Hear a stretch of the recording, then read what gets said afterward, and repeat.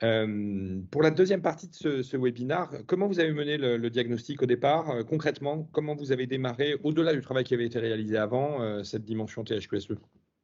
Alors, comme on a remis, un petit peu, l'ouvrage sur le métier, après la crise sanitaire où il y a eu une petite période de flottement, on a remis en place un comité de pilotage, avec les personnes qui avaient travaillé initialement, puis avec toutes les nouvelles personnes qui étaient intéressées, pour, voilà, avancer et on a travaillé avec le référentiel, donc les 110, items du référentiel et on a fait un diagnostic à partir de là.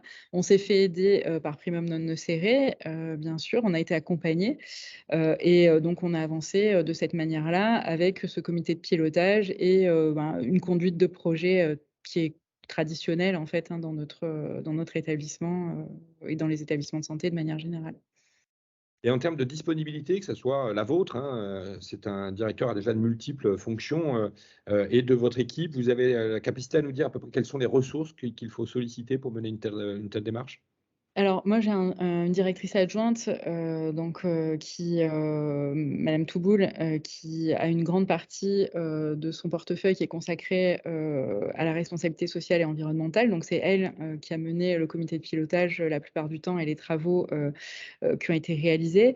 Après, j'ai envie de vous dire, c'est difficile, de dire, s'il faut 2 ou 3 ETP. Enfin ça, je ne pense pas que c'est possible. En fait, chacun, comme je le disais précédemment, chacun doit se préoccuper de ce sujet et donc ça, je crois que c'est très important, dans notre fonctionnement, au quotidien, que chacun, les ingénieurs, les équipes de restauration, les équipes de blanchisserie et cetera, doit, puissent, avoir consacré du temps à cette réflexion. Ça fait partie du travail, en fait. C'est pas, du travail en plus, hein, c'est, une autre façon de fonctionner et ça mobilise pas, enfin moi j'ai pas constaté alors forcément pour le directeur adjoint qui est chargé, de mener le comité de pilotage, de mettre en place les actions, de suivre la réalisation et cetera. C'est un petit peu de travail, mais ça fait partie, de la fonction.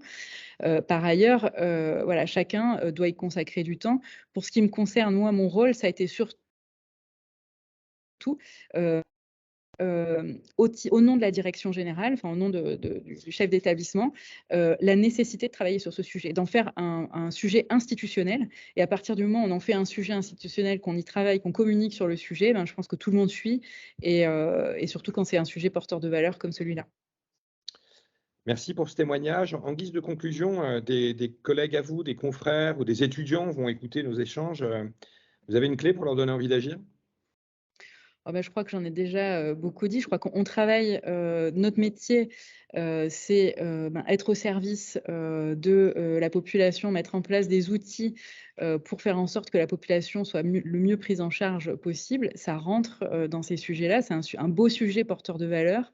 C'est un sujet qui nous fait sortir, des problématiques, actuelles, problématiques de personnel, problématiques des urgences dont on entend parler, en permanence et franchement, c'est un moteur, ça donne envie donc il faut y aller vraiment, c'est très enrichissant. Parfait, merci, beaucoup. Vous faites partie de cette nouvelle génération d'acteurs, parfaitement, inspirantes et qui, sont dans de l'exemplarité. Donc bravo, bravo et merci beaucoup. Merci à vous parce que vous nous avez beaucoup aidés donc c'est un partenariat, vraiment, très enrichissant.